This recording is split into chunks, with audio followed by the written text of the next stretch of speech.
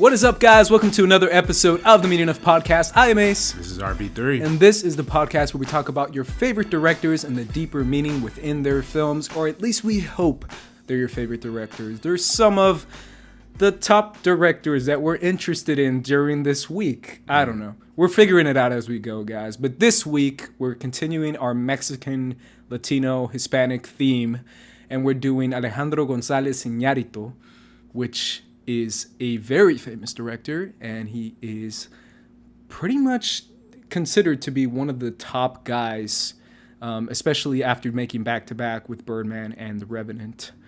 Oscar-winning director, famous dude, friends with Alfonso Cuarón and Guillermo del Toro, and Emmanuel Lubezki, who's obviously a master himself and who's pretty much done every Mexican guy who's doing a film can hire this guy because he's amazing. Yeah, I think Del Toro's worked this one, but that'd be crazy. Del Toro's work, that would be kind of nuts, bro. Yeah. I would love to see that. Yeah. Like a Lubezki Del Toro, like weird, creepy horror film. Yeah. Oh, man. Sign me up, man. Sign me up. But before we do that, guys, we're going to read your comment section. But RB3, I like that shirt, man. Hey, man. Thank you. I want to give a quick shout out to Mr. Fighting Nerdy on Instagram and on Twitter. Fighting Nerdy. He sent me the shirt. He knew I was broke. He knew I didn't have any new clothes to wear, especially in the summer weather. I usually wear a lot of long sleeves, but it's hot. It's over 100, over 115 in LA right now. So and it's on hover 115 literally in this house right now. Right now, yeah. It's insane. Hey, listen, but no, this is dope. It's this is America.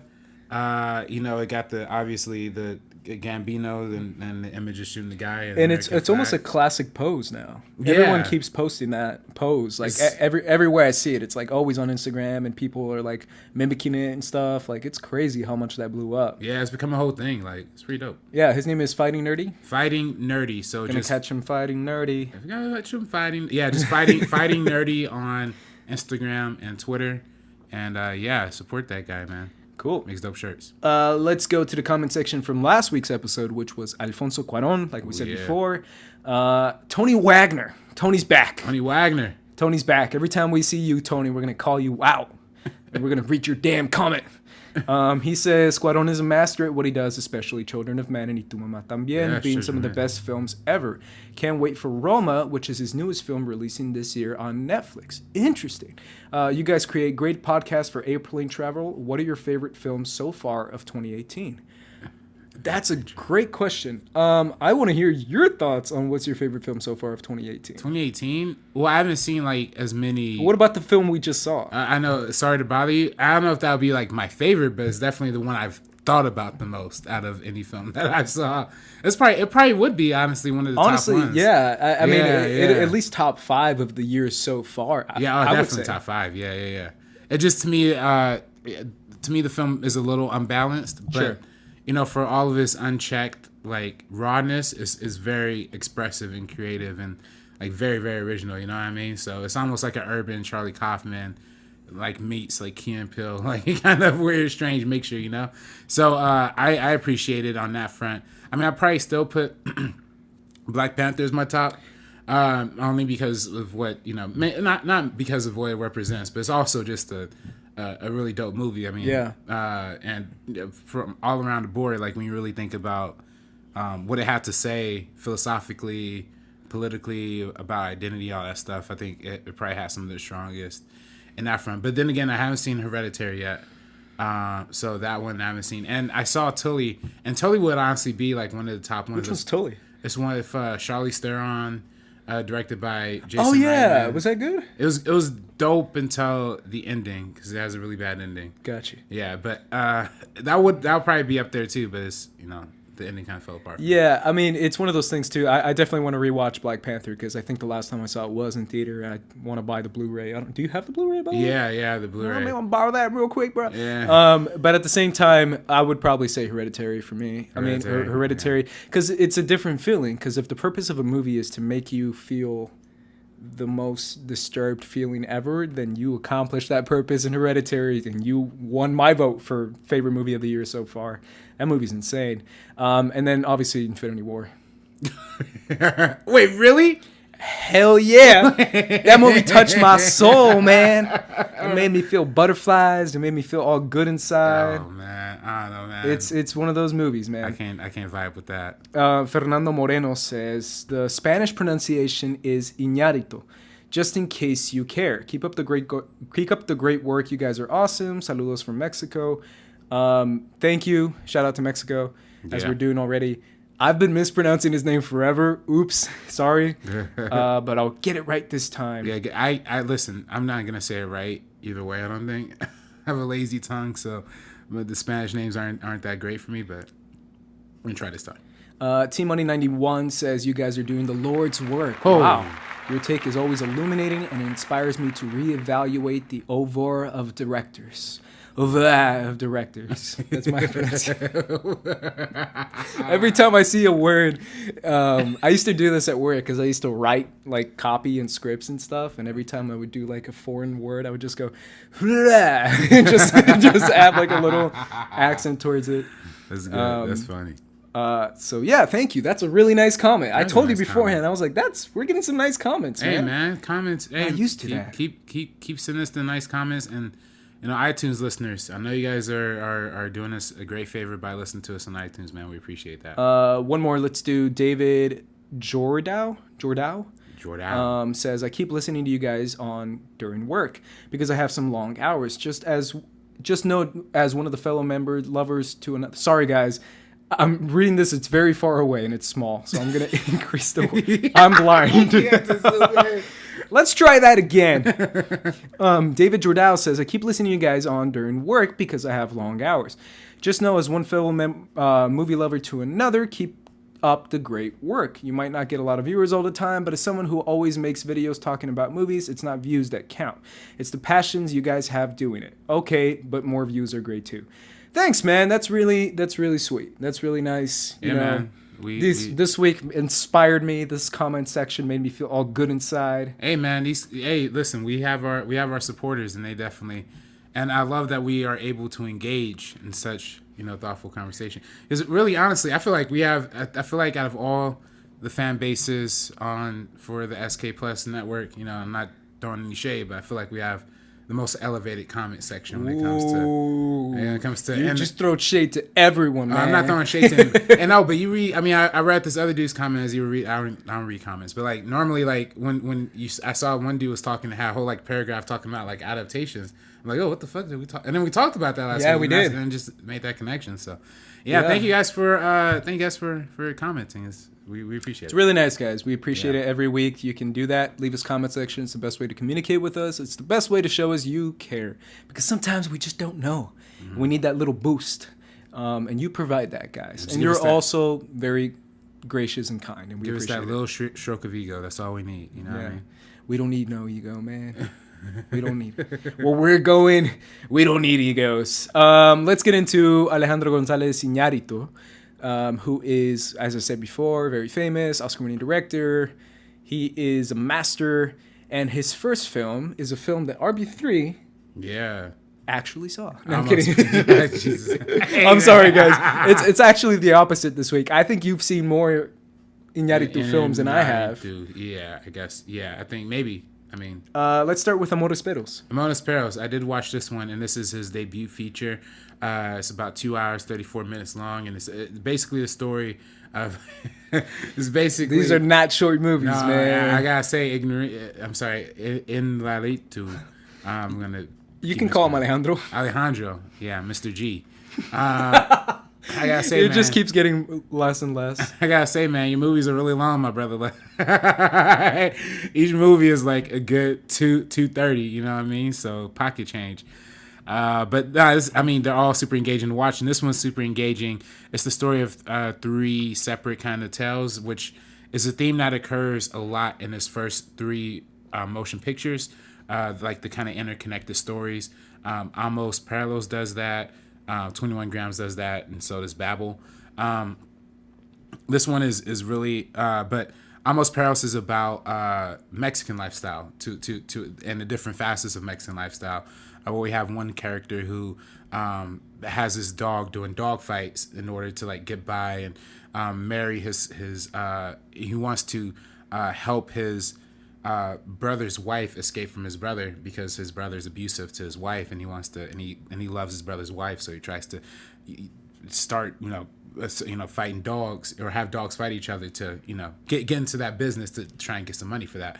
Meanwhile, it's also the story of a supermodel who is having this affair with like this magazine designer and publisher, who was also married, but then she ends up like breaking her leg in a car accident. And it all kind of revolves around like this car accident that happens in the middle of the film, and it's not in chronological order, so it's kind of like Memento in a sense that like you kind of Babel, yeah, exactly, like Babel, yeah, where you kind of have to piece together where in the timeline chronologically everything takes place. But you love that stuff, don't you? Yeah. You love when directors mess with timelines. Yeah. That's one of the. I think that's an amazing.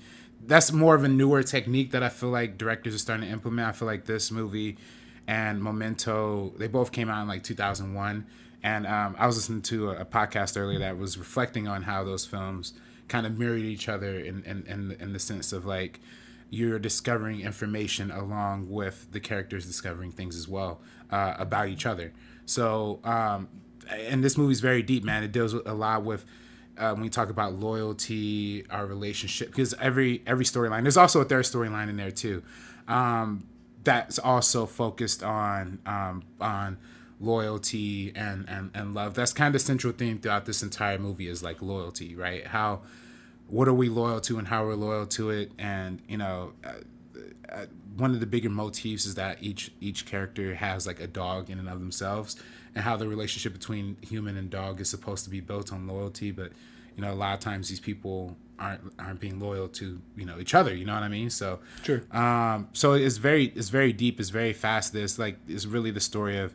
I was listening to Inarito do the interview about this, and he kind of said it was the story of love, death, and remorse. You know what I mean? So that's how all three of those are kind of exuded. Those each individually, but also encompasses all of that together. So sure. Yeah. I'll say something real quick to anyone who's watching. I want to always make this podcast available to you guys, whether you've seen the film or not.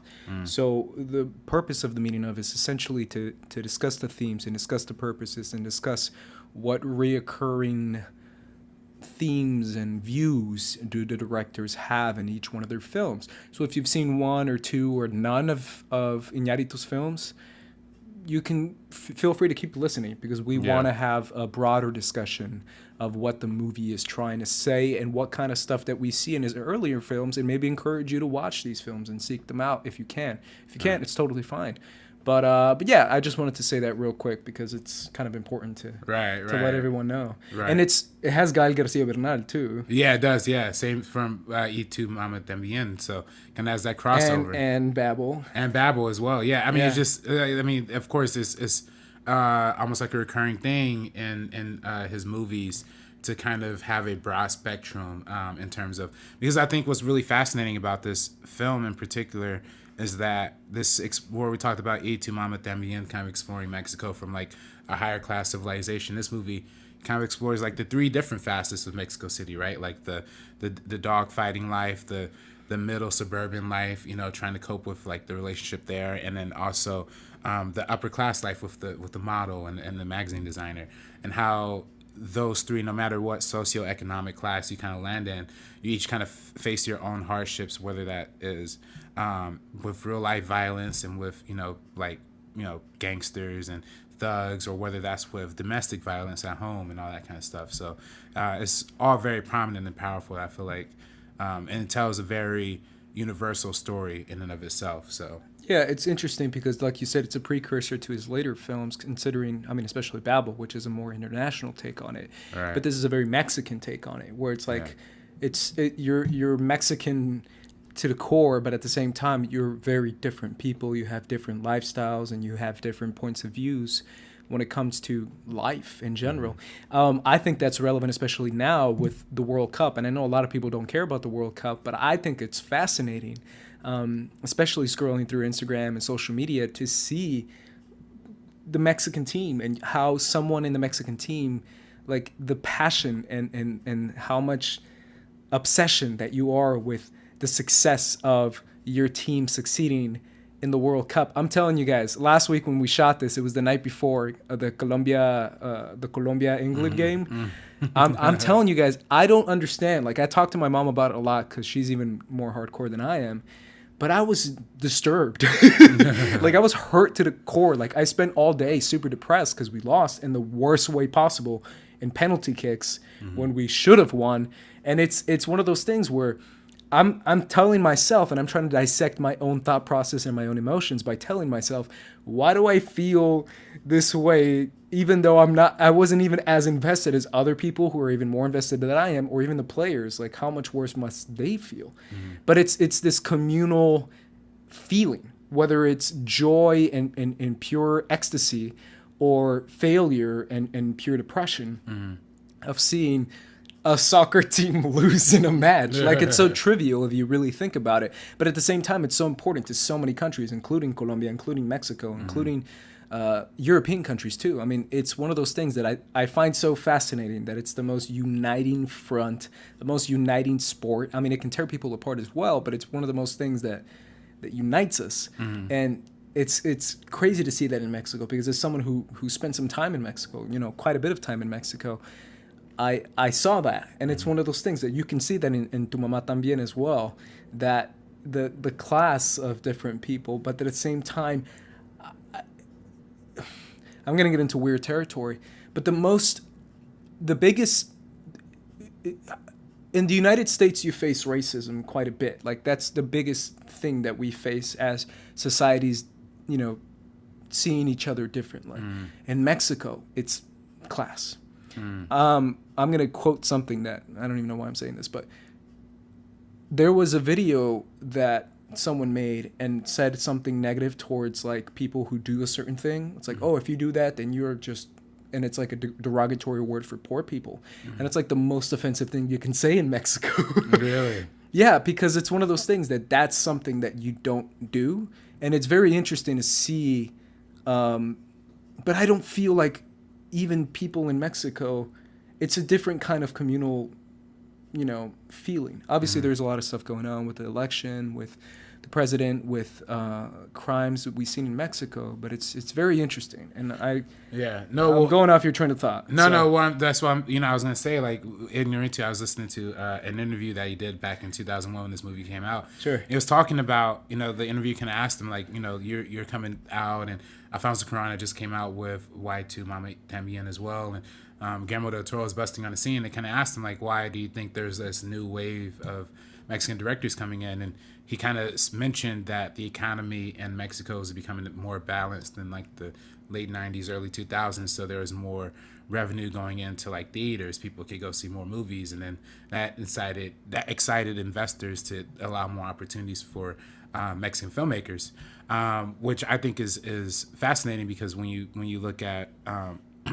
all of these movies, they all are distinctly within their own culture, right? They all are distinctly within very, very Mexican, very, very of its own style, but also a lot of influence from, like, outside, like where we talked about last week how Y Tu Mamá También has a lot of, like, French New Wave influences, and this movie has a lot of American influences. It feels very, very gritty, very, neorealism in the sense, of, like, in the way that a lot of American movies have that, like, the sense of violence and gruesomeness, but in this portrayal of supposedly real, and trying to unveil that mask, but still having some heightened elements to it as well. I feel like that's a lot of what this movie kind of takes a lot from American cinema as well.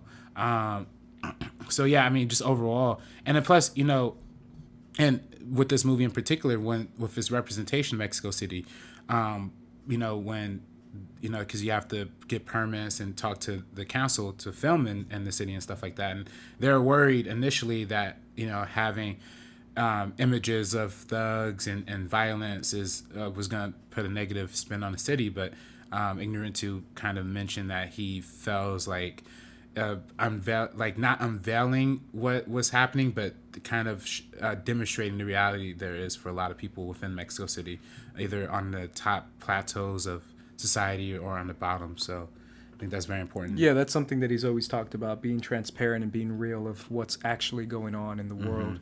Let's move on to his next film, which I believe is 21 Grams. Now, 21 Grams is a film that you said you've seen a while ago. Yeah, this was a little bit ago when I saw this. This was Sure. actually probably my first Iñárritu film. Nice. Without realizing it.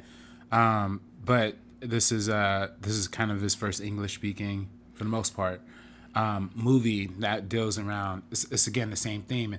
And, he calls his first trilogy of films the trilogy of death. I think, if I'm not mistaken.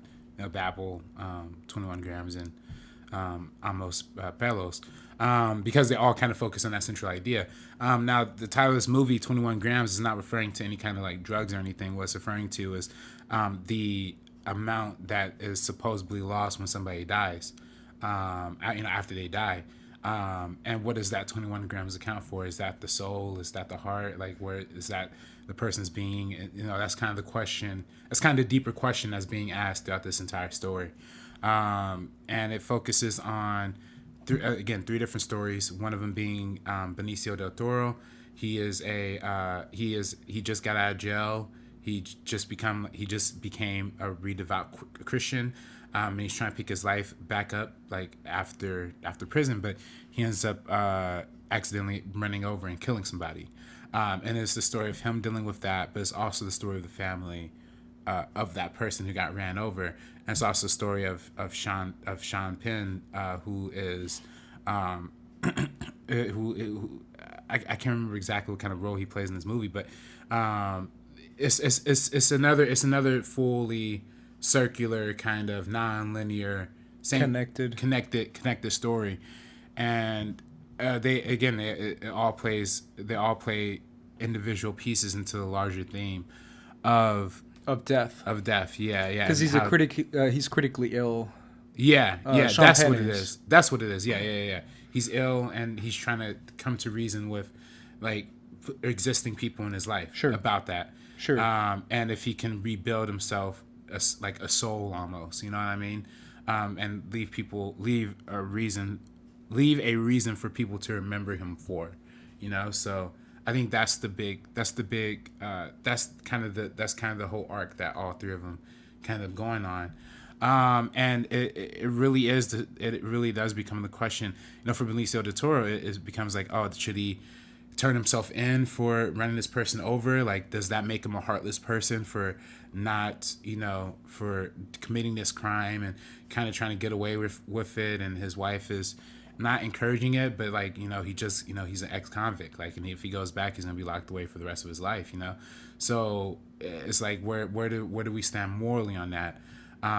Meanwhile, how does a family that's already broken and damaged deal with the grief of like one of their people, one of their families, one of their relatives going? So it's all around, you know what I mean? Like it deals in the bigger questions around death rather than just death itself. It's very interesting to see, all these films and see how Iñárritu is obsessed with the deeper questions of life, death, existence, purpose. We see those themes in pretty much all his films, even Revenant, even especially Birdman, because I just rewatched that one last night.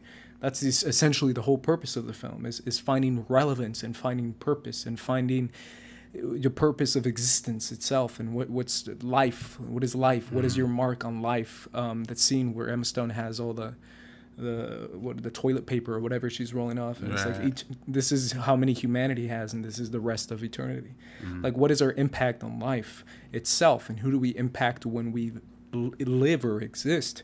These are enormous questions, philosophical questions, theological questions that Iñárritu is very much concerned with. It's interesting because it's one of those things that it's so deep. So Sean Penn plays a mathematician too. So it comes to the point of like, he has his purpose here on Earth, but when you're faced and when you're confronted with death itself, the questions that you always kind of shrugged under the rug, as in heaven, death and life after death. those kind of questions that scientists and, logic-based people completely ignore and completely throw away start to creep up a little bit more when you're facing against death, and you don't want to imagine nothingness, because that's the worst thing that you can possibly imagine. But at the same time, most scientists and logic-based people don't accept any kind of religious inclination, whether that be life or reincarnation or whatever that may be. So it's very interesting to put Sean Penn's character in that position and to put Benicio del Toro's character in a very much, coming to God kind of thing too. It's an interesting balance, but it's a difficult balance, because I feel that's super relevant to today, especially when it comes to faith intersecting with different types of people and politics too. And I feel like, in a sense, of a little bit too much. But at the same time, it's one of those things that people can throw away and kind of make laugh. Because I listen to a lot of political podcasts, and every time they bring up faith-based people, they kind of just laugh at them. And it's they kind of like, oh, these people are so dumb. And it's like, is that the best way to interact with someone who believes something that's not hurting you? Is that the same way you interact with someone who's Muslim? Like, you see what I'm saying? Like, if you don't, religious persecution has been around for thousands of years, and I don't think it's necessarily religious persecution, but when it comes to logically and scientifically trying to comprehend someone else's belief in a bigger purpose or in a bigger God or in whatever it may be, even if it's something, like reincarnation or something even more foreign, that's not as American as God and Christianity. It's something that I think humanity has to come together on. Otherwise, it's going to be the cause of even more wars. I mean, it's the cause of what's going on now in freaking the Middle East. I mean, that's what's causing it. It was fun, and I think to that point, I think to the point of like where a lot of the statuses of the Middle Eastern countries are in. That's an example of religious persecution, in the sense that religion is actually being used to harm people. And I feel like a lot of people on the left or the right, we have this idea of religion as being this way that we can involve politics somehow, and how we could, how that intertwines with how you use the Bible to justify. We talked about this before in the past, how you use it to justify things that are not are just not factually like Jeff Sessions quoting the Bible to lock up children in detention centers. we did 12 Years a Slave not too long ago. Right. That scene with Michael Fassbender is like, yeah. Well, Paul Dano too. I mean, he does the whole. Paul Dano. He sings that whole song in there, and that's just what. And when people use their faith, their religion, and then it could almost be said to some extent on the left too, where people use secularism as a mechanism of discrediting religion. I feel like there's a lot of misunderstanding of the purpose of religion just to begin with. You know what I mean? Like, you're not supposed to use it to justify like not recycling, like that's like what, like if you just think about that, it doesn't make any sense, or it doesn't make justify any sense. Not I don't know, it's just, I guess it's for people, it's the individual basis of belief, but I think there's just some things like you definitely can believe that climate change is real and that the environment is hurting, and also believe that I also believe, in God and religion and all that stuff too. It's incredibly complex and interesting, to say the least. I mean, I'm kind of taken aback right now to a conversation that I had with Adi Shankar on the Schmoes show. Oh, right. Were you there for that? For the Casanova. For Castlevania. Because Castlevania is literally all about this. Like, literally all about it. And it's one of those things where I talked to him about it, where it's when there's actual physical demons, like in the show, there's actual physical demons and shit, like attacking you. You quickly believe in the existence of like Earth and hell. But at the same time, it's very interesting how in the show, the demons aren't necessarily the villains. It's the extreme religious church people who use the appearance and the confirmation of the existence of demons as a way to further persecute the ones that they've already persecuted before the demons showed up. And it's one of those things where Adi and I talked about how it's not how religious people are persecuting people. It's how it's not how religious people are disturbed religious people. It's how a disturbed person uses religion to already confirm and his own hatred and his own ideas and his own ideologies to submit people or to throw people under the bus or to murder people, whatever it may be. It's not God, it's you. You're using this and you're using God's name as a way to persecute other people who you were already persecuted. And that's what the whole series is about, even though it's only 6 episodes. But it's incredibly interesting too, and I highly recommend you guys check it out. But it's so important and it's so relevant because I feel like that is one of the most relevant things that we're seeing currently in the news today, in the world today, and all around the world too, that let's not do this. But at the same time, that's not the same excuse. Another movie I recommend that you guys check out is Won't You Be My Neighbor? Sorry, I almost lost the title of the movie. But Won't You Be My Neighbor, I checked out 2 weeks ago. Yeah. It's the Mr. Rogers documentary, and I saw it with 2 friends of mine. And afterwards, we went out to eat, and we talked about it. And that's my biggest takeaway of the movie. And I know you haven't seen it, and I'm not really... I don't want to spoil anything, but at the same time, it's not really a spoiler. But the first thing you learn is how Mr. Rogers was a Christian and was going to be a minister, was going to be a pastor. He was going to be, he almost wanted to be a televangelist because he wanted to spread the good news of Christ. He wanted to spread the good news of God and what it is. And he chose children instead.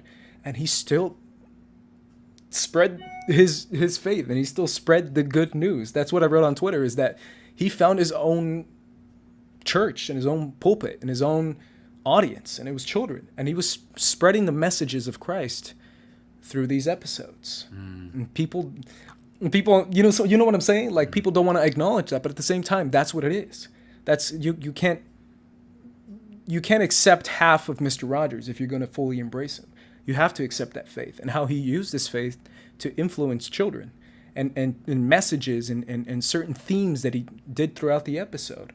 And it's themes of tearing down walls and themes of standing against racism and themes of togetherness and themes of love and themes of acceptance and themes of all these are Christian themes. And other people you see what I'm saying? Like, it's one of those things that I feel like it's so important to show what people of faith can be, because a lot of times it may be someone who's extreme and who wants to persecute, but it may be someone like Mr. Rogers who just wants to show love to people and who wants to share his message of love. So I don't know. I just went on a rant again. No. I totally agree. And I also think it's good that they portray Benicio del Toro as an ex-convict too, as somebody who has to make that decision. That's incredibly deep. I mean, you imagine the fact that it's like it's a moral question, but to the point of it's a life question too, because it's literally throwing your life away by going to prison your whole life, and anyone you're connected to is affected by that. And by the way, Ant-Man Wasp just came out. I want to give a big salute to the filmmakers for that, for showing ex-prisoners in a positive light. Something that's important and that nobody's talking about, but that's a good thing. And they're my favorite characters in the movie. Yeah, Luis is my favorite character. I love the Russian guy. T.I.'s cool. They're literally my favorite characters in the movie, and I'm surprised that movie's getting so much hate, because I tweeted something. I tweeted out that I liked it, and someone was like, "How could you like this movie?" And I'm like, ugh. Yeah, sorry. you know what it is? It really is like kind of the most kind of popcorn-ish movie Marvel's put out in a while. And I mean, I think it was fun. I mean, it wasn't, I don't need like the fucking dark, heavy Infinity War again, you know what I mean? Like, I don't know why people want to see the half of the universe snapped away? Like, Jesus, man. Yeah, I mean, it's one of those things too that I don't know what people expected, man. It's called Ant-Man and the Wasp. Oh, it was too many jokes. I'm like, what did you want, man? Ant-Man and the Wasp. Yeah, like it was supposed to be a comedy. Like, I even turned to my friend right before the movie started, and I told him, this is a comedy, and I'm going to watch this movie as a comedy, not a superhero movie. And he said, really? And he was like, yeah, it's a comedy. For me, it's a comedy. I'm embracing it as a comedy. It feels more like a Paul Rudd thing than it does like an actual... by the way, that scene where Paul Rudd impersonates like a certain character that comes out. Yeah, that was great. That was probably my favorite scene of the life. I still like. It's not really a spoiler, guys, but Reese's story in the movie was great to me. Yeah. That when he did Evangeline Lilly from the first film, and he's like, "Look at his hair, dude. I mean business." Like I was like. And when he started describing Paul Rudd's scene, he's like, "Ooh, girl, you saying some really messed up stuff, but I really want to kiss you right now, girl." And I was like, "Dude, yes." There's the only Latino character left in the MCU. That's all we got. That's literally all we got, man. Let's move on to Beautiful. It was Babel, right? No, Beautiful. Oh my God, you're right, Babel. Jesus, man. It's hot out here, people. It's hot out here, man. It's messing with our brains. Yeah. We're in 200-degree weather right now. Oh, straight up. Nah, that's not a joke, y'all. That's not a joke. Babel is... He describes it as his most ambitious film, as his biggest film. Yeah, widest scope, so far as what he directed up to this point, which came out in 2006. The two big actors and the big names in this movie are Brad Pitt and Naomi Watts. No, Kate Blanchett. Kate Blanchett. Damn it!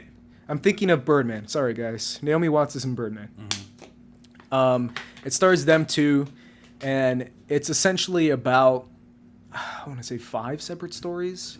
This one's a little more. I mean, I know for sure there's the kids who shot the gun. It's the kids in Morocco. It's the family. It's Brad Pitt and Kate Blanchett. It's the Tokyo story as well.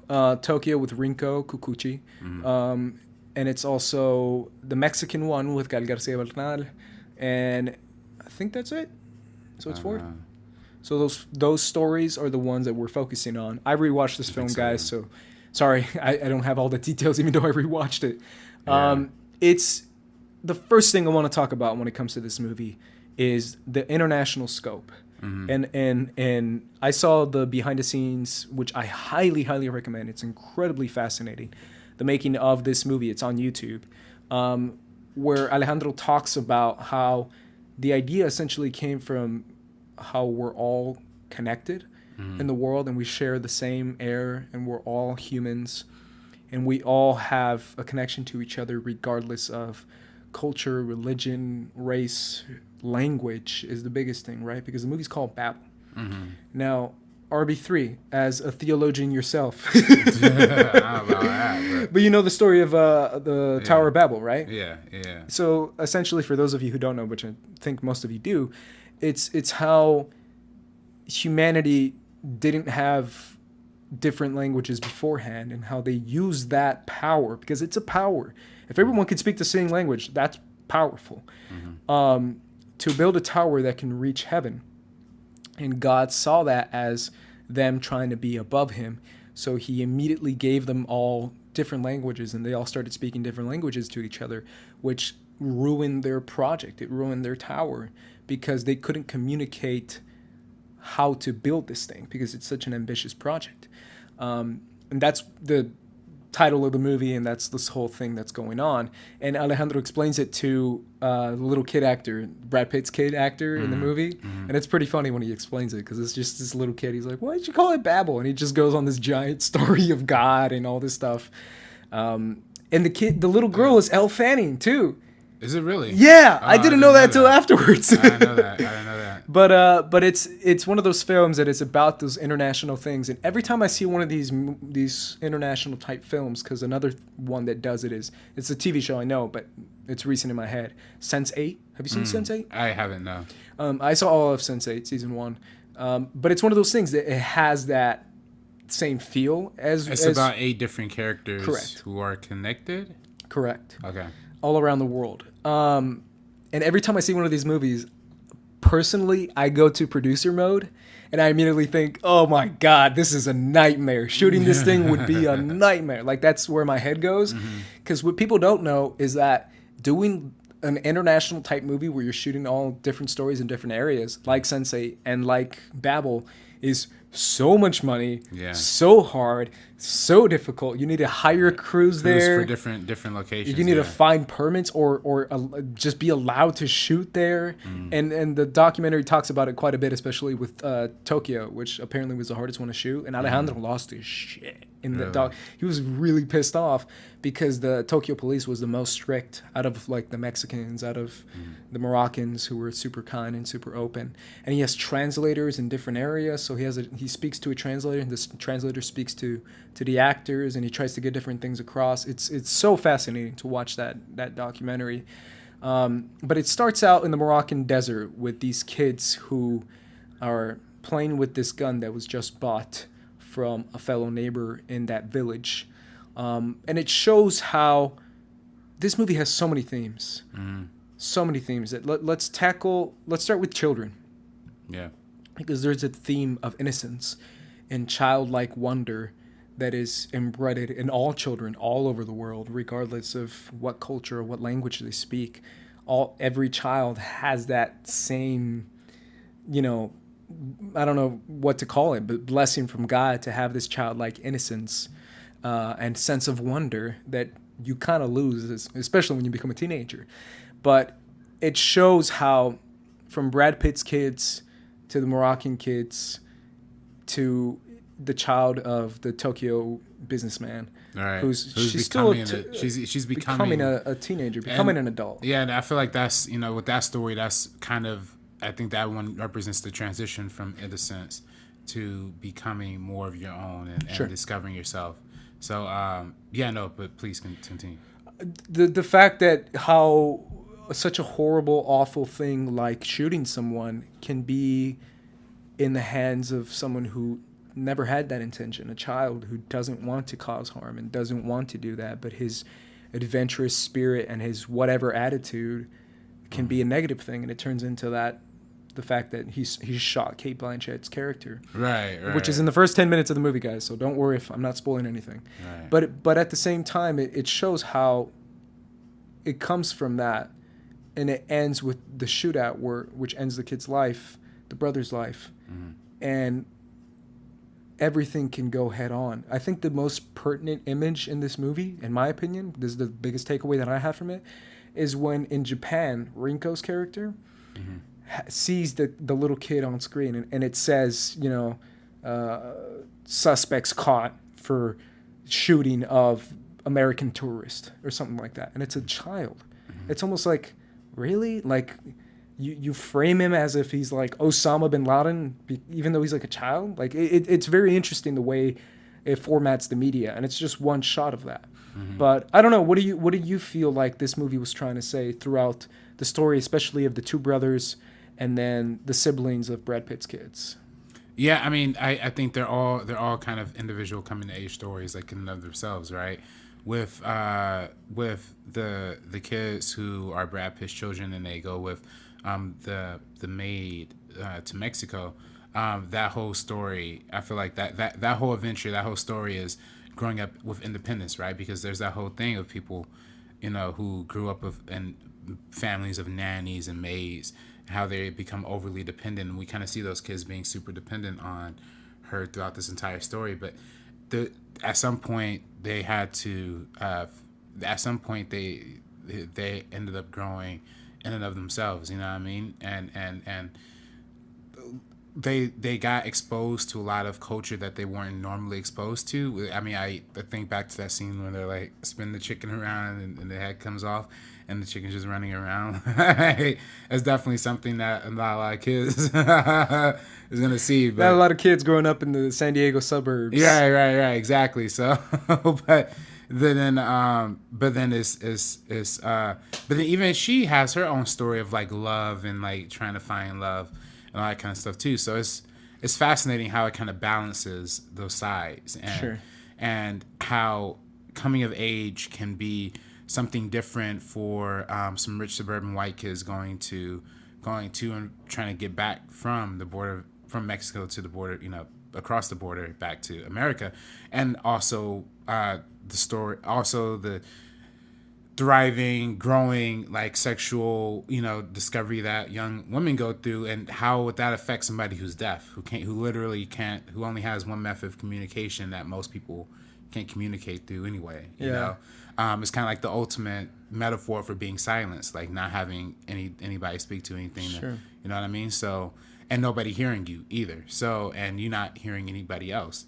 So, and I love that scene too when she's in the club, and then like it would just go back to her. Can I say something too? Rewatching that scene, and you hear that da-da-da-da-da, and it starts playing Earth, Wind, and Fire September. Yeah. And I was like, yeah, and then she can't hear it, and I'm like, no, you can't hear one of the greatest songs of all time. I love that song. Yeah, like it's one of those things where it's like everyone's dancing. It's like this so cool song, and she can't hear it. That's awful. Did you see the Taylor Swift version of it? No. Oh man, it's awful. Yeah, I'm not gonna do that. Yeah, don't do that. Not doing it, man. But yeah, that club scene was funny because as soon as they started playing that, I was like, hell yeah! What kind of club is this? Playing Earth, Wind, and Fire. Yeah, in Japan, man, they playing better music than they playing out here. And, but yeah, no, it's just so it just and like you said with the boys and Morocco and how they have to grow from that too. And I also just love how Cate Blanchett's character kind of has a journey in and of herself, trying to be more open to allowing people to help her. And she feels like she hasn't been listened to throughout the entire, in the beginning when they're having that conversation out there at that restaurant. She feels like she's not being heard. She feels like she's not being listened to. She's being seen through. But through that process, she realizes how much I feel like her husband cares about her. Yeah, but it's also her like learning who the people really are, because she views them in the beginning of the film almost like dirty. Yeah, exactly. Foreign. It's like, you're drinking their water. Like it's exactly. Like, what's your problem? Like it's she views them as like a foreign, disgusting object because it's so foreign to her. And then by the end of the film, she learns that if it wasn't for these people, they're so loving and caring, like your preconceived notions of who they are so incorrect, and she quickly learns that when her life is on the line, especially with the clutch homie who was like helping them out. I forget the guy's name, but the guy who was on the bus and giving the tour. Yeah. You know what I'm talking about? Right. That guy was clutch. And at the end of the movie, when Brad Pitt hands him money and says, "Here, take it." Like, that's the most common thing you can do, right? I mean, as even someone who doesn't have a lot of money would do that. It doesn't have to be a rich guy to be like, dude, you help me out, take the damn money. Right. But he refuses to take the money, and he leaves, and he's probably never going to see that guy again. But the fact that he knows in his head, that man saved my wife's life. And if it wasn't for him and his culture and his people, that the culture takes people in instead of shoving them out, even though they're foreign. What would happen if the roles were reversed and he was in America and his wife was shot?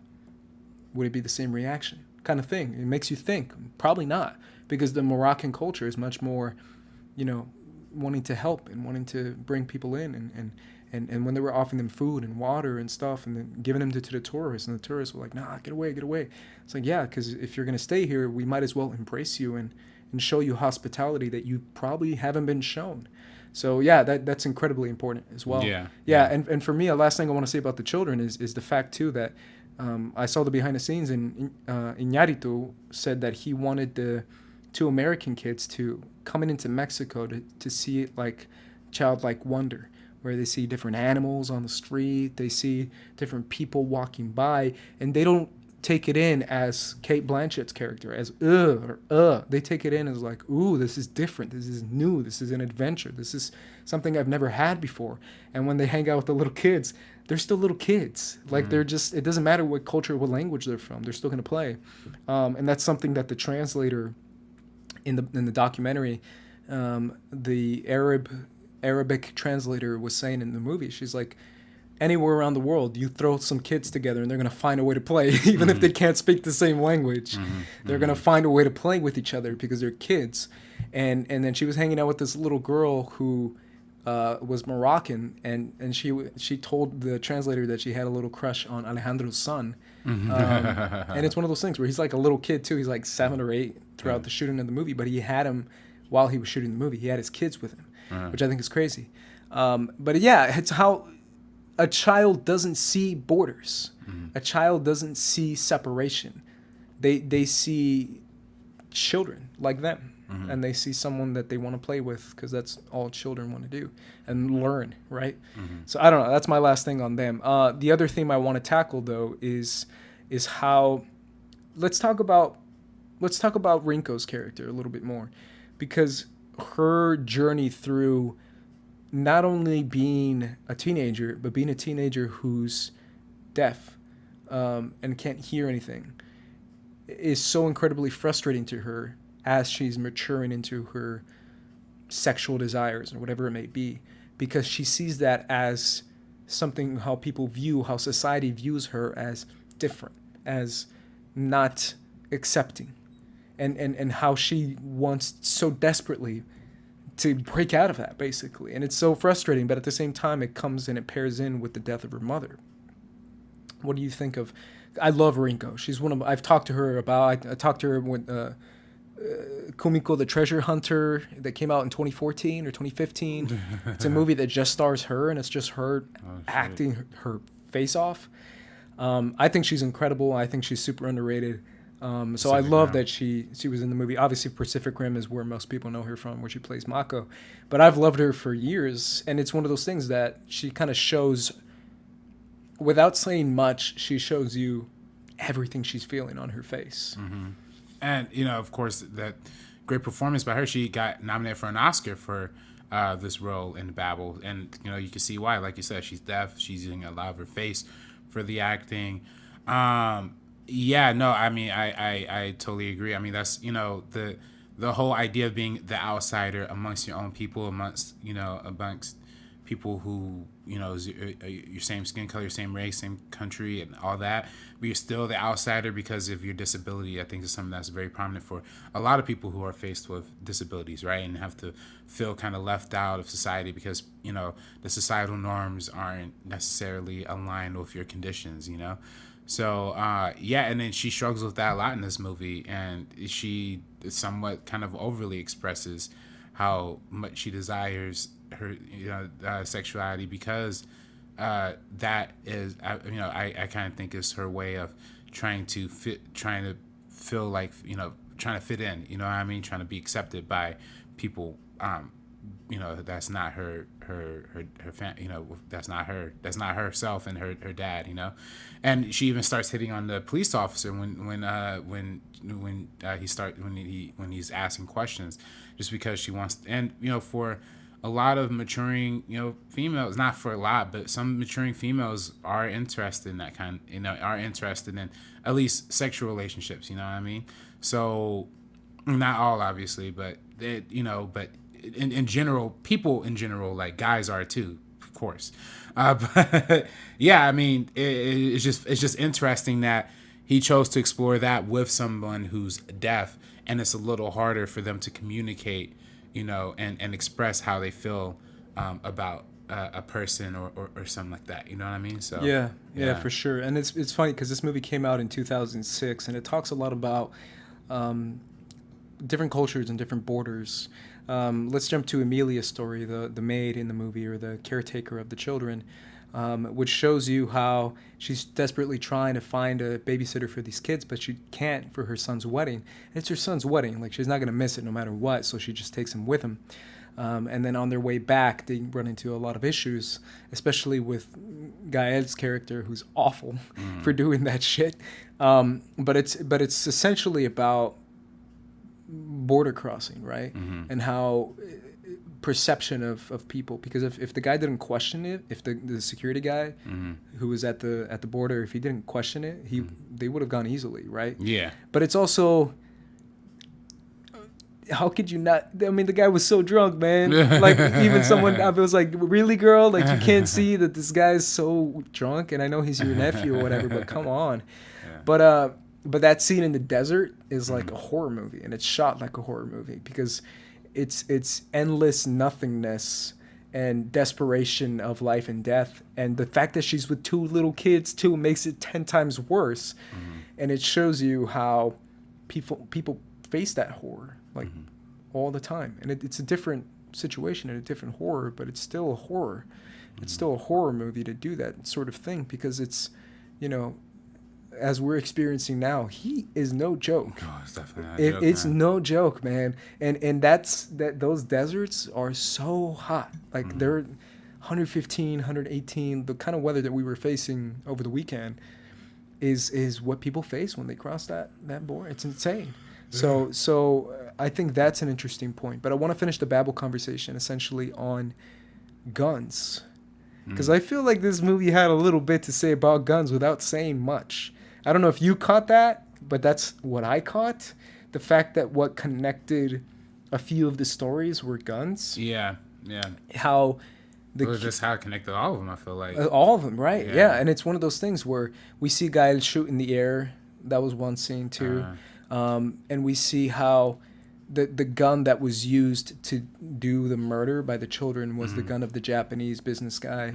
It was given to the Moroccan. And was given to the Moroccan guy, and that's what was used to cause this crazy, storm that happened with Kate Blanchett's character and Brad Pitt.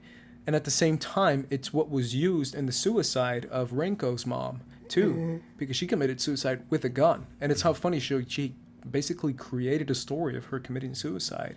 Yeah. And then when the dad jumping off, and when the dad reveals, he's like, "Oh, she shot herself with my gun, like with one of my guns," because he's a hunter, so he probably has more guns. So it's essentially like the presence of guns invites chaos, right? I don't know if you caught that, but I kind of feel like that's what he was saying with that too. Right. I mean, I feel like that's what he says. And a lot of his movies, I mean, I feel like that's what was a little bit what was said in Amor Pelos as well. And I mean, for a lot of times that is what invites chaos, right? Guns are kind of put human, especially humans, who are flawed and damaged a little bit, it could, or who just don't know any better, like the kids in this movie. It just puts everybody in a dangerous situation. So yeah, Yeah. absolutely. Let's move on to Beautiful, which is his next film, starring Javier Bardem. And this one is about a guy who goes throughout life, who knows what he can experience. He can see when someone else is going to die. Is essentially what it is. And the theme run throughout it is essentially the theme that's run throughout 21 Grams, where the guy is starting to realize if you can experience and if you can see the most terrifying thing for humans is death, how does your perspective change? And how do you view life differently, right? It's incredibly interesting and fascinating for that too. And it's the fact, again, of life and death and existence in this world and dealing with those giant themes that, no matter who you are anywhere around the world, we're all going to live and we're all going to die eventually. And it's some more quickly than others and some more terribly than others. But it's a fact of life. And how society and the world is so obsessed with separation, like we saw with Children of Men and with other movies that talk about the separation between people, whether it be in the Middle East or whether it be on the border with the U.S. and Mexico, or whether it be anywhere around the world, you're going to experience people and trying to tear down other people. But at the same time, life and death is still a connection that we have, and it's still something that was given to us. So, yeah, I mean, again, it's Iñárritu doing huge themes. Yeah. I don't know if you have any thoughts. I haven't. Unfortunately, I haven't seen this particular film, but I do know Javier Bardem was nominated for the Academy Award for Best Leading Actor in that film. By the way, we got shout out Inarito for his performance direction, because almost all of his movies have. I was going to do that with Birdman. Oh, okay. But you beat me to the punch, man. All right. Let's just do it. Let's jump to Birdman. It's Birdman or An Unexpected Virtue of Ignorance. Yes. Ignorance. Ignorance. Yeah. Which is the full title of the movie. It's Birdman. I want to hear your experience watching this movie for the first time. Did you see it in theaters? Yeah, I did see it in theaters. I saw it at the tail end of his run. And I remember walking out of that theater almost kind of furious, because I was like, "Whoa, what the fuck is this?" I was in for the ride for a lot of it. Then it just got really dark and because I like I said, I watched 21 Grams a long time ago, and I didn't know ignorant, him as a director. This is my first time seeing his work, and I was like, damn, that was like a really fun movie till it got really, really, really depressing. And then, but for some reason, it just stuck with me. So like and it won Best Picture and everything. So like as soon as it came on Blu-ray, I had it, and then I just watched it and watched it over again. And in the end, I ultimately just fall on really enjoying it and really appreciating what it represents as this mixture of film and cinema and with theater and with the actual drama and Broadway and all that stuff, and how it merges those two worlds together, and how the use of the full one take thing is kind of the bridge that kind of bridges that gap, right? The whole illusion of having one take resembles how plays are kind of have to be done just in one experience in one sitting. So I don't know. It's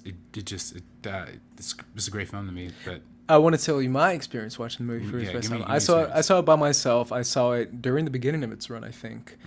No, that's not true, because it was getting attention already, and I just had to go see the movie myself. It's so funny because it wasn't necessarily how I took the movie; it's how others took the movie. I had people walk out in my theater, bro. Wow. People walked out. I'm so convinced, and I know I might be wrong, but I'm convinced that this is not what people were expecting when they said Michael Keaton and Birdman. Like, right. That's not what you expect. It's kind of funny. Like, this is one of the most meta movies I've ever seen. And I mean that in full capacity. And I'm going to blow your mind with how meta this is, but it's so freaking meta. It's meta to the point that even the people walking out of the theater are a representation of his comments of people who are just interested in blockbuster movies and expecting Birdman, spectacle, dumb shit, explosions, fast and crazy. And if I'm a customer and I wanted that and I didn't get that, I'm walking out of the movie.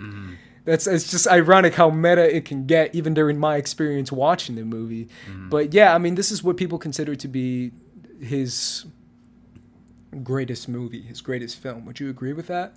Iñárritu? I don't know if this is greatest. I mean, I definitely think Babel had a scope. Okay. This is probably one of the most ambitious films. Sure. And he said that too. I mean, shooting this is a nightmare. It's got to be a nightmare. Right. Because it's, I mean, of course it's not all one take, but they probably shoot it in like 10 to 12 minute chunks a piece and then find ways to hide the cuss in it. And you got to give props too to Lubeski again. Yeah, I mean, the guy, it's crazy. Yeah. Like, doing that stuff is insane, and that's so difficult to do. Yeah. Very minimal lighting that kind of used a lot of natural stuff. I always think back to that scene where he's walking through the liquor store and it's all the chilies hanging down. It's just one of the most beautiful images in recent memory. But they have. I mean, it's a lot about the internal struggle of fame and how fame kind of rots at people to a certain extent. And we talked about the supermodel and Amor and Amor Prelos, and how in her story she ends up losing her leg as a result of the car accident that happens in that movie, and how her fame kind of ends up dwindling, and she watches her billboard being taken down, and as she's like in a wheelchair, and how this movie kind of has that same kind of thing too. Like, he's watching, there's that whole scene where he's talking about, Robert Downey Jr. gets to dress up in the CGI suit and make. They call out a lot of people. Yeah, they literally say names. Michael Fassbender, Woody Harrelson. He's like, oh, he's doing the next Hunger Game movie. He's like, damn it. And it's like Jeremy Renner. It's like Jeremy Renner's an Avenger, and he's like, damn it. So it's just funny how he's seeing how the superhero phase that he kind of started kind of ended up becoming a thing, and you talk about how meta is, how it became a thing in the real world with the Batman and with the Birdman relationship, right? And it's just super meta in that sense.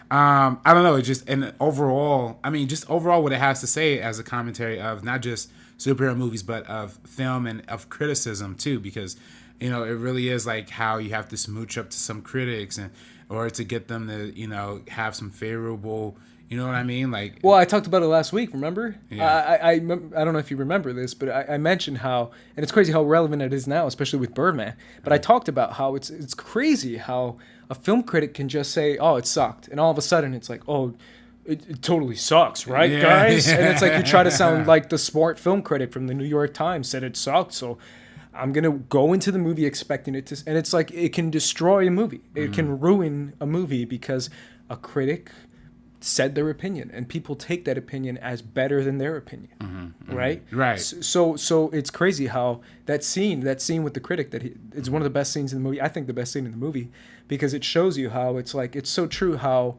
even Edward Norton says it, the idea of risk and reward, the idea of acting is your risk being so transparent to an audience, whether it's in a play or whether it's on screen. It's an enormous risk, and the reward is recognition, it's fame, it's money, whatever you want to say the reward is. But it's crazy how, as a critic, this movie doesn't like critics. You can definitely say that. Yeah, definitely not. Or press, because it has another scene in the movie where they talk about the press. And I don't know, you remember that scene? Yeah. That scene's another one too. When are you going to do Birdman 3? Yeah, and the fact, I almost feel like that scene with the press too is almost like they throw China under the bus, because when the Chinese guys are like, "Oh, you Birdman, yeah, I don't give a shit about anything else you're doing," like, and it's almost like, "Oh, Chinese blockbuster." That's the Chinese box office. That's what they care about, because it reaches a broader audience versus something much more potent but personable. Doesn't reach a big audience, and people don't really care. It's like, how many people care about what you're doing is the theme in the movie too. But the scene with the critic, I feel like that's huge, because it's so true. Especially when I mentioned it last week, how a critic can just destroy a movie by saying negative things, or can do the opposite, can just bring it up, depending on how powerful that critic is. It's incredibly fascinating in that front too. So, but essentially the movie is still about existence and how, what's your place in the universe? What is your place in the universe, and how does your life, does it have enough of an impact? That's the Emma Stone scene with Michael Keaton, where she's talking to him about, like, it doesn't matter what you do, it doesn't matter what I do, no one cares about you. You know, you're just, you know, an aging actor who's trying to find relevancy, versus Edward Norton's character, who's a up and coming actor who's kicking ass, and you know, but he's also a rapist, you know, a rapist and a drunk, a problematic actor on set. Not problematic. Like, he raped somebody. No, but I mean, like, the gin scene. Yeah. Of course, is the sense that he's like, what is the risk and what is the reward? What is the balance of a guy who's an incredible, amazing, best actor working in the world today, versus an insane rapist, crazy person who takes advantage of people and is insane. Like, he's just crazy. What is do you see what I'm saying? And it's a question that we're still fighting today in Hollywood, because how many great actors are also massive assholes, abusers. You know, we're the hashtag Me Too movement was all essentially about that too. How many people in power positions who you can be like, wow, how great they are, they're in power positions, are actually abusive assholes. A lot of them, most of them, if not all of them, is what we're quickly finding out, because that's what happens, is that they realize that they can do what they want because everyone kisses up to him. Like Edward Norton's character, they all kiss up to him, so he's like, whatever, I can do what I want, kind of thing. Even manipulate the play that Michael Keaton is doing, because he begins to manipulate it and make it about him and make it about what he wants to do. Right. No, so it just all, I just think all of it overall has a lot to say about celebrity, but also about reality too, and how you could come, how I guess they framed the whole question of existentialism through the lens of celebrityism, right? Like how our perception, how, you know, like there's the whole idea of like the postmodern baby, or the postmodernist is somebody who doesn't believe in the actual truth, but just the perception of that truth, right? Like the way you see the world is the truth, not the actual truth of the world. And I feel like that's what Birdman comes into question a lot. Like what is the Birdman character the truth of Michael Keaton, or is that the way that people perceive his truth? You know, is that the way that people, people who have consumed his movies, people take pictures with him as Birdman, and like referring to him as Birdman, you know what I mean? So like, that's how most people see him. But is that the actual reality of his situation? No. But then also yes, because he sees himself as Birdman to a certain extent. He starts flying and everything. So I don't know. It's a tough question. It's incredibly philosophical, this movie is. And it's also, I feel like that relevancy and that truth that you're talking about also plays into love quite a bit, because the play is called, it's What We Say We Know About Love, I think it's what it's called. I think something like that. And the whole movie, I mean, obviously, I don't know if you rewatched it, but every time they're rehearsing, they're talking about, like, what does love mean? What is actually love? Love is not doing that. Love is not doing anything crazy, because that's too much, is what Edward Norton's character says. And then at the end of the movie, the scene that keeps happening over and over again is when he finds his wife with another guy. And he starts to say, like, oh, you're never going to love me? And she's like, no, sorry. And he turns the gun on himself, and he starts to say, no one loves me, no one cares about me, and then pulls the trigger, right? But that's part of it, too, is like if someone doesn't find you, if someone doesn't love you full-heartedly, with no stipulations, just full love, what does that really mean? And is that the true relevancy? Is that the true, existence and your purpose in this world? Is to find that. To find that love, whoever or whomever it may be. That's a huge thing in the movie. And it's crazy, because that's what he's trying to do, is he's trying to have more people love him throughout the whole film. To the point where he literally, shoots himself on stage. To the point where he literally shoots himself on stage, and that makes him even more famous. And it gives him the relevancy, and it gives him what he wanted, was to have that. And it's one of those things, too, where... I was going to talk about this later, but I got to say it now. The fact that him shooting himself and him shooting his nose off, and when Zach Galifianakis' character, who's great in this movie too, tells him that he reads the headline, and he reads it, and he starts to say, actor creates a new brand of acting called hyper-realistic acting. This movie is so meta to the point that it predicts the damn future. Leonardo DiCaprio in The Revenant. That's literally how he got it. I was just because I rewatched this movie, and I was like, oh my god, this movie is literally talking about hyper-realist acting, where you're actually doing this stuff, and where you're actually bleeding, and where you're actually eating shit and doing stuff and freezing cold instead of pretending to be freezing cold. That's The Revenant. That's literally Leonardo DiCaprio in The Revenant. And I just think it's so funny how meta this movie is, to the point that it predicts the next Oscar and the next awards and the next all this stuff that happened with The Revenant and with Alejandro Iñárritu's movie. And it's so fascinating to me personally, right? To the point that, think about it. This movie gave Michael Keaton an Oscar nomination. This movie is about Reagan Thompson, his character, I think trying to get that kind of relevancy from critics. This movie was beloved by critics. Like, it's just so meta, to the point that, like, at the awards, the person who won the best actor was not Michael Keaton, was a person who actually used that hyper-realistic acting, Eddie Redmayne.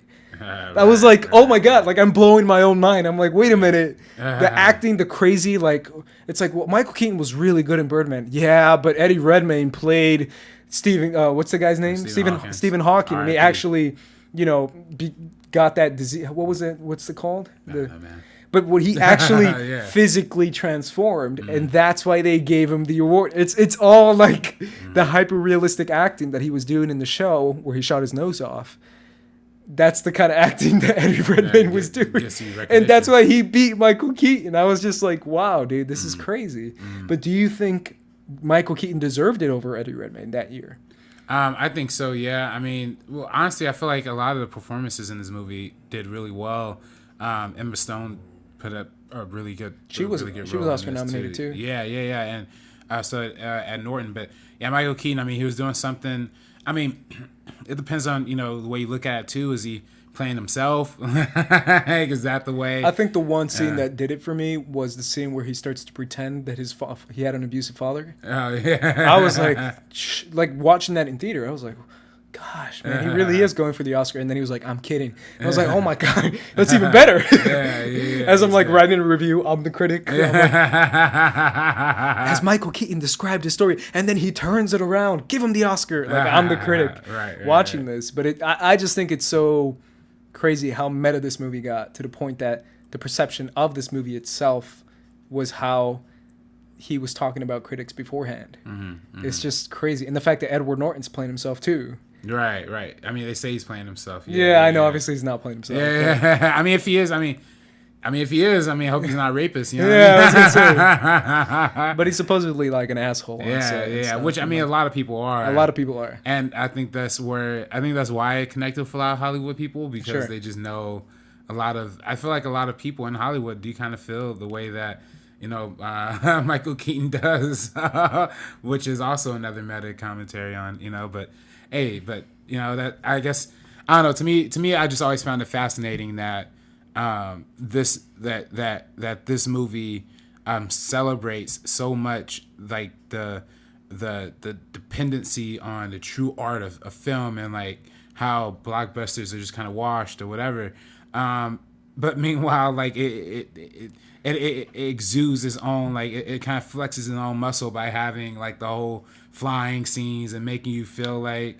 Well, what Birdman is saying throughout that too. Yeah. Like, do you remember his speech throughout that? Yeah, how he feels good. How he says it's better to feel this way because you're towering over so many people, because so many people want to feel, you know, like you scare the shit out of them. He starts to say like you make them feel scared and disturbed, and you want fast and action and explosions, and then that crazy action scene happens. Right. But he starts to say like that gives you dominance over people, and that gives you more power and more relevancy because more people see that and consume that. Not this boring, slow words and talking stuff is what he says in the movie. Yeah. So it's kind of fascinating because it's another commentary on the difference between the blockbuster and the actor who's going different paths and trying to find what is the true relevancy, a number one top movie at the box office or an Oscar. You see what I'm saying? Like, it's so many layers to this movie that I think it's amazing to that point, because it really is kind of throwing a lot of people under the bus. Right. Like, it throws a lot of people under the bus, and I think that's sort of unfair, but at the same time it's funny how people perceive this movie itself. Any last thing for you on Birdman? Nah, I mean, it's just a great film. Yeah, for me, I think the biggest thing I took away from this movie was the fact that it led into The Revenant and how people perceived The Revenant and how people perceived acting to that point. Because think about who I personally feel deserved the Oscar that year, because it's a different form of acting. Michael Fassbender and Steve Jobs. And the fact that the reason why he didn't win was because he didn't do the crazy shit that Leo did. Right. And he, you know, did the talky shit that Birdman himself talks about in Birdman. Like, I just think that's so crazy how literally Birdman says, oh, not that talking shit. Like, give me something more. Give me something real. Give me something crazy. That's what Leo did, and that's what Michael Fassbender lost in a way. If you ask me, Leo should have won for Wolf of Wall Street. Okay. Hands down. But do you think he should have won for The Revenant? No. Okay. But I don't like The Revenant all that much, so I'm just going to reveal that. Tell me your feelings right now, man, because we're going into The Revenant, so tell me. I mean, it's just, to me, this is the one Iñárritu film that I can't really revisit, because it's just so long and so, like, oh, God, what are we doing? And it's drenched in so much, like, oh, here's a beautiful shot after beautiful shot. I don't know. Like, I think those beautiful shots are pretty beautiful. They are beautiful, man. They're beautiful. But, you know, I could watch a nature documentary as well. That's 3 hours. But nah, I'm not gonna disrespect the movie like that. It is a very well executed. I think the whole opening thing with like the whole battle that happens is dope. It's incredible. Like that to me. Like, I was gonna say, but you beat me to the punch. The battle stuff that's going on in this movie, the way he shoots the battle stuff. Emmanuel Lubezki, again doing another movie with Iñárritu. The way he shoots the battle stuff it's the best parts in the movie, in my opinion. Yeah. Because it's just so cool. Because all of a sudden the camera turns and he's right there, and then all of a sudden he's far away, and a guy falls out of the tree, and then it's just crazy. It's crazy. Right. It's so good. No, that's probably one of the most impressive. They use mostly natural light to shoot it, so obviously the cinematography is gorgeous. And they used the new Lexa 40, Arri Lexa 65. So obviously beautiful cinematography. I just thought that The story, yeah, it didn't grab. I don't know. I guess I'm not interested in seeing a dude like open up a horse and like eat his stomach or whatever. But which he actually did, ladies and gentlemen. Yeah, Give him the Oscar now. Yeah. Like I was talking to my mom about how Leo's performance in The Revenant really did change acting in a way, because it's not pretending anymore. You're just actually eating raw fish, and you're actually freezing cold, and you're actually starving yourself, and you're actually, feeling pain, and you're actually bleeding, and you're actually like that's how this movie is, basically. Right. I mean, there's a lot of like method actors out there, and of course, like Daniel Day-Lewis kind of was the guy who put that, I think, more towards the Marlon Brando than Daniel Day-Lewis, but then Leonardo DiCaprio took it to a whole other extreme where you're eating like raw animal and all this kind of stuff. I don't know. I don't know, because I feel like that personally is the biggest takeaway from the movie, is the acting. It comes to the point where it's like defining and rewarding acting, right? Because you have on one hand, you have the Michael Fassbender who's learning lines and talking and embodying this certain character, and the way Leo embodied the character was experiencing pain and experiencing, like, people joke a lot, because it's fair point, that how many lines does Leo have in this movie? Mm-hmm. Not a lot. He's mainly grunting and going, ugh. Like, I think there's an honest trailer about it. But it's so true. It's the fact that it's like he's grunting, but that's a real grunt. He's actually in lots of pain. Mm-hmm. And you just put a camera on him and you're just like, eat shit, bro. And he actually eats shit instead of pretending it's shit, kind of thing. And it's like, is that a more award-worthy performance versus someone like a Michael Fassbender who learns all the crazy, a billion lines of dialogue that he learned in Steve Jobs? Well, personally, I would take the Michael Fassbender one over, kicking someone in the stomach and then being like, oh, and it's like, bro, you're just kicking him in the stomach. You're just giving him he doesn't really have to act. He just feels the pain. Right. I mean, that could be a form of act. It is. It's a different form of acting. Right. I want to make it very clear. I'm not criticizing that. I'm simply saying that it's two different styles of acting. It's the physical acting versus the verbal acting versus they're both characters. They're both playing different characters. They're both playing real characters. But one of them is a physical form of acting, which is acting.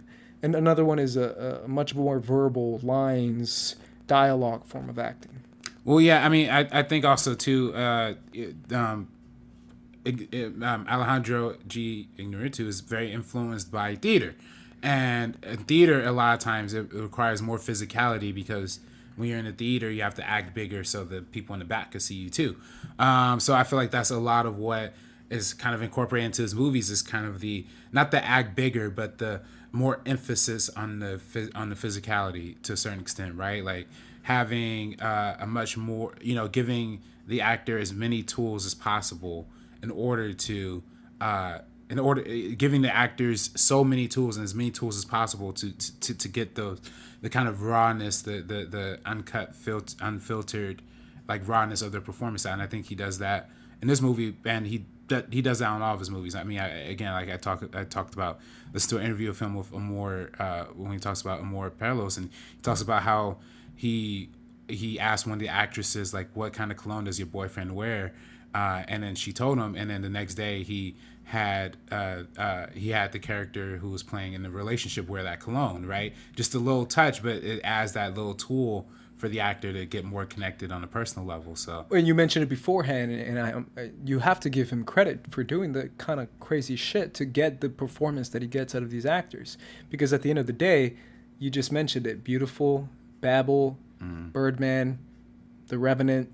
Yeah. All Oscar nominations. Right. Every single one of them. Acting nominations. Yeah, even Amor Perlos was nominated for Best Foreign Film. So all of his movies have garnered a lot of respect. No, but it's especially with acting is what I'm saying. Like the fact that he can get... He talked about it a bit in the Babel behind the scenes too, is the fact that he's obsessed with getting emotions and raw, crazy emotions from his actors because that's what he wants from them. Mm-hmm. And every single one of them, there's no discredit when it comes to performances that he gets from these actors, for sure. I mean, you can't say that's a bad part of the Inarito films, is the fact that he gets bad performances, because every single one has a great performance or several great performances. Right. And now I do want to ask you though about For the Revenant, in the case that, I know a couple of Native American people don't take too kindly to this movie because of its portrayal of the natives, right? And how it portrays this kind of like white man fantasization of the native people, and in some cases almost acting as like the white savior in the scene where he kind of, I guess, helps the girl, helps the native girl, like when I guess like the rest of her people are trying to do whatever to her. So it's just and how it's like that romanticization of how it's always being framed of like as natives are being framed as like these mystical beings who, all that kind of stuff. I know some people didn't take too kindly to that. It's crazy because I feel like that's the opposite of what Leo wanted, for them to feel that way. Personally, I feel like that's not what he was catering towards. But yeah, that's a very good point. I feel like, that it is a white savior movie. It absolutely 100% is a white savior movie. And we didn't mention it last week, but a lot of people thought, one of the criticisms of Children of Men is that a lot of people perceive it as a white savior movie because it's about this white dude who comes into this organization run by Luke, who's played by Chiwetel Ejiofor, a black dude, and Julianne Moore, a woman, but it takes this white guy to kind of end up saving the day. But it's just a fascinating question, because when you're talking about people of color who are behind the camera who are making these movies, is that really the same kind of narrative, or do you think there's a different approach? I mean, especially for Iñárritu being Mexican and whereas natives and kind of the foundation of the Mexican bloodline is from the mixture of natives and Spaniards, how that kind of reflects a little bit on his ancestry as well, not directly because it's in America, but you know what I mean? Like there is, I mean, obviously, as someone who's been in Mexico, there's a shit ton of native people. Like the entire entity of southern Mexico is native culture. I don't know. That's a great question. I guess I'm stumped for this one. I don't know. I really don't, because I feel like it's so difficult to find. It's hard to find portrayals, but at the same time, that's kind of an excuse to say that, because it's like, it's not hard. You can find Native American people. You can find these people. And at the end of the day, I can counter that by saying the story was essentially about Hugh Glass, a real life story. And that was the main focus of the story. Right, but how much of that story is real? Because that's not a lot. A lot of people have come to the point of like a lot of this movie is kind of fictionalized, right? Like I don't think the Hugh Glass really had a Native American half son, and it wasn't like this revenge tale. Well, it wasn't. I think it was a revenge tale, but it wasn't because like they killed his son. I think they just kind of left him all out there for dead, or what I mean. Like, so I think there's parts of the story that are fictionalized for sure, but it seems like the parts of the natives are a little more amplified in this story, and they kind of end up, and a lot of times they end up betraying the natives and the white people in this movie antagonistically, which was the circumstance back then. But is that also like does it feed into the old American westerns like cowboys versus Indians kind of thing too? I mean, these are all questions that are left to be answered. They are left to be answered, because I feel like it probably does cater towards the cowboys and Indians of old times. I think it absolutely does, for sure. I mean, obviously he tries to balance it out with the one Native American character that he runs into and helps him out. Right. But at the same time, I mean, even Donald Gleason, who's probably the second good guy in the movie, right? Yeah. He's another super white dude. Yeah. But Tom Hardy though. Tom Hardy, to see him. He acts his ass off in this movie. Yeah. I mean, he's another guy who got an Oscar nomination for this. Yeah, and he did so well in this. He didn't show up to set for Suicide Squad. That's how we ended up with But the other homeboy was cast in there. Yeah, that's right. Yeah. Who I like, Joel Kinnaman. Joking. I like that guy. I think he's great. But yeah, I mean that pretty much concludes The Revenant, in my opinion. Unless you have something else to say. I mean, obviously it deals with other things such as religion, spiritualism. I was going to talk about faith and how it balances that, because I feel like that's another running theme. I mean, we talked about it beforehand and how faith can have a huge hand in Iñárritu's films. And it absolutely does in this movie too. That's a huge part of the movie is faith in God and And again, I'm not saying I hate The Revenant. Like I don't. Like I sounds like you do, Robert. No, I do. I don't. I just it's not a watching experience that I can experience again. Sure. But it does have a lot to say in a lot of fronts. And I'm not just calling it a white savior movie. I think it does have a lot of nuanced, interesting things to say about the relationship between natives and Europeans and white people, and how that interaction and how you could kind of cross barriers from both. You know what I mean? Sure. Like you said, there's the example of the native people who are helping.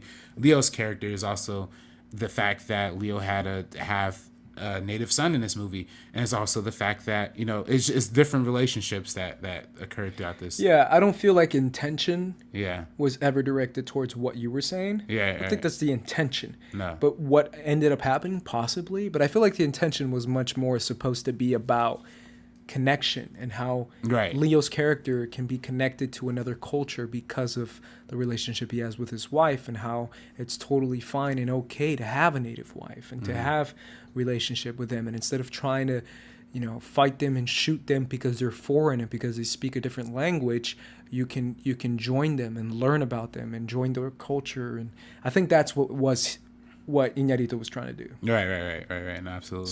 So and obviously there's a 45-minute documentary about making this movie, because it's one of the most difficult movies ever to shoot, especially the way it was shot, because there's a shit ton of wonders in this movie. And they only shot for like 3 hours a day, right? Yeah, just for the peak because lighting. of the lighting, man. I'm telling you guys, like, the making of this movie is equally as fascinating as the movie itself. So I recommend you guys check that out, because you have to give credit, no matter what, for the ambitiousness of this movie, because it's incredibly ambitious. And the fact that he can almost kind of top himself from Birdman, one of the most ambitious movies ever, to The Revenant, another one of the most ambitious movies ever. Right. And it's funny too, these movies have a lot of wonders, but when you look at something like Babel, that movie is cut, like it has so many cuts. A lot of his earlier movies are very heavily edited, to the point of like I remember particularly watching Babel, and we watched it in film school, and like literally like there are moments that are like a helicopter's landing, and it takes like 7 to 8 cuts to like get the helicopter land, And I think that's a stylistic choice. It's very purposeful, and it's very much to give you that disarrangement that like these characters are feeling. And I think that's also a key part of his filmmaking as well. He uses the techniques of filmmaking, the editing, the cinematography, all of that to enhance the viewer's perspective of getting behind the wheel of each individual character and how they're feeling in those moments too. So yeah, I mean, I'll finish up by saying, to be honest, man, like just watching interviews, and I'm sure you watched a ton too, I just really feel like he's a poet. Like Iñárritu's a poet. He's an artist. I think he's a genius too, to be honest. And it's really is fascinating to hear him describe what his thought process is, because it's incredible. Like the way, like little moments and little details, an audience member might take that and say whatever, but he says 5 paragraphs of poetry. I think he is a genius, and he's one of the greatest working directors today in Hollywood. So without a doubt. And with that, guys, we finish up our episode. Hopefully you guys enjoyed it. If you did, leave us a comment. Let us know what your favorite Iñárritu film is. Let us know if you can correctly pronunciate his name, because I think I mispronounced it quite a few times throughout this episode. So apologies for that. We're probably going to find another director. We don't know who it's going to be, but you guys will find out soon. Hopefully, maybe for next week. Join us next week for the Meaning of Podcast. I am Ace. This is RB3. And we are peacing out. Peace out, guys.